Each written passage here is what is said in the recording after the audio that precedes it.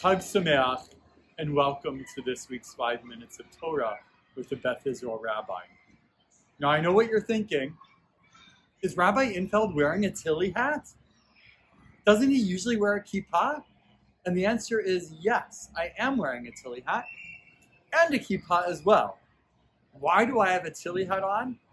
Because A, they're Canadian, and B, they are waterproof. And C, I am in the Beth Israel Sukkah right now. And a sukkah always has to be built with at least 3 walls and tzchach.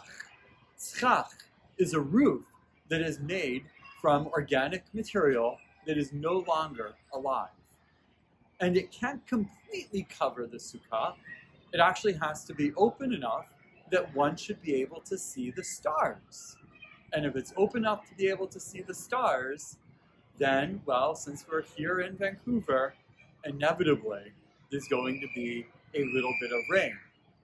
And so it's always advisable to wear a rain-proof hat while sitting in a sukkah in Vancouver. A sukkah is a wonderful part of the Jewish holiday of Sukkot.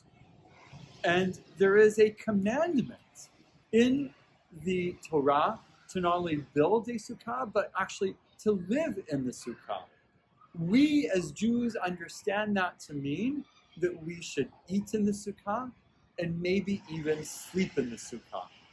Now I have to say that I personally find it a little too cold at this time of the year to sleep in my sukkah, but I know that our children often love to do so.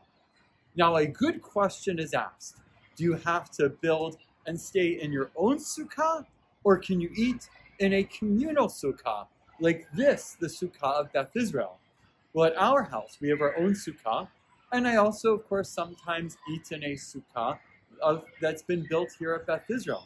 It's actually not only a fascinating question according to Jewish law, but a number of years ago, there was actually a case that went from a co-op in Montreal up to the Supreme Court of Quebec, debating whether or not a co-op was allowed to prohibit the building of sukkot on the residents' porches.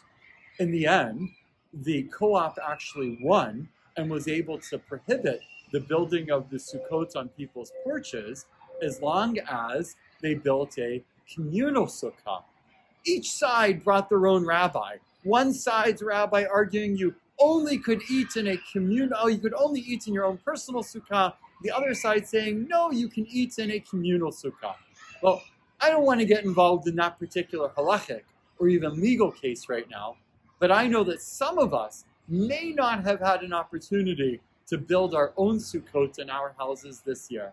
And that is exactly why I want to invite you to come join us this year, either for one of our programs or even for one of our sukkah drop-ins, where there will be a member of our staff, or you might want to just come and have dinner with you and your friends on your own, without any members of our clergy or staff, in order to provide some special, needed time in our sukkah.